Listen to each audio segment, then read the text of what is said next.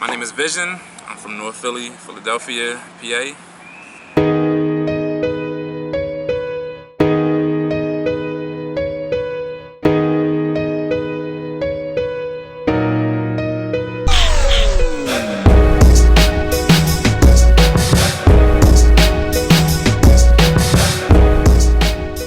I'm a spoken word poet, teaching artist. I teach for Philadelphia Youth Poetry Movement. And I'm also, a touring poet right now with the Just Words tour, as well as a couple other things that I'm working out with. But yeah, I'm a full-time artist. This is what I do. Poetry is my profession. The first time I saw Saul Williams, I was like, wait a minute, we could do it. We're allowed to do that. Like that's a thing. And from that moment, as soon as I saw Saul Williams, I was like, I know what I want to do with my life. Like it really was that simple. Like I've always been a writer, but it was like I didn't know if I want to get into writing books. I didn't know if I wanted to be into literature. I didn't know kind of where I wanted to go with it.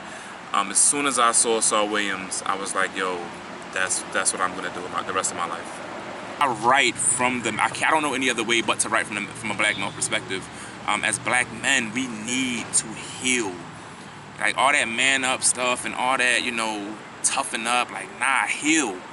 When I'm touring or when I'm performing, I read the crowd. Sometimes it's not about what they want to hear, but what you want to spit is what the crowd may need to hear.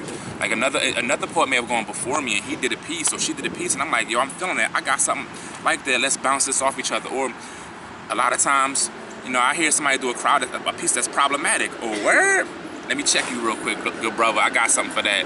You know what I mean? Like I've been in crowds where dudes are just like they may say some real problematic, misogynistic stuff, and maybe it's the North Philly in me, but I'm coming right back at you. I'm not gonna let that slide. I get to expand myself and hit different audiences. It's the camaraderie on tour. Like we have an amazing time. This is ridiculously fun just to be on the road. And that's something I always wanted to do. So I get to do my art and travel and be with friends. Like what else can you ask for as an artist? I mean, I really can't ask for anything else.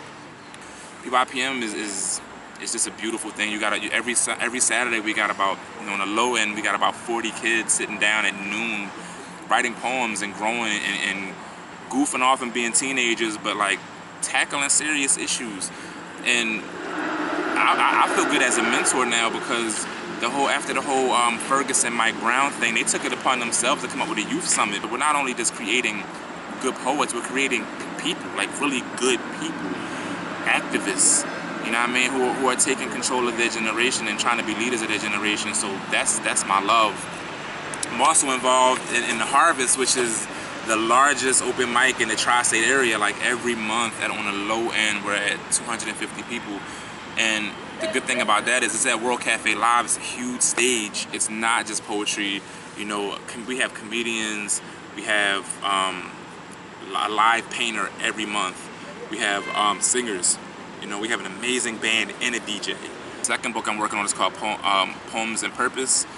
And that's what I really focus on right now. I really focus on purpose. Like, why am I here? What is the work I'm supposed to be doing while I'm here? What's my legacy going to be? At a point you need to, I think artists and just adults need to focus on what is your legacy when you leave here. What are you leaving behind?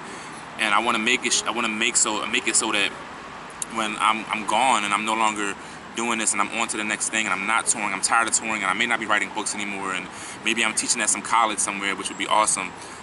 That Philadelphia scene is still intact. If you feel in your heart that you want to be a full-time spoken word artist, you can do it. You can make money, your bills gonna be paid, your stomach gonna be full, you're gonna see the world. You know what I mean? Do not listen to anybody that says you can't do this. Do it, but commit to it. Like this is a commitment. She is gone. There will be no resurrection. If she returns, she will not recognize your remains. A man with a modicum of meaning. She cannot love the shard she left. She will be whole like you once were. But it's not your fault she took you when she left. She took you when she left. It's not your fault she took you when she left. It's the only thing you'll remember when you're recovering. The only thing you'll remember when you rebuild inadequacies.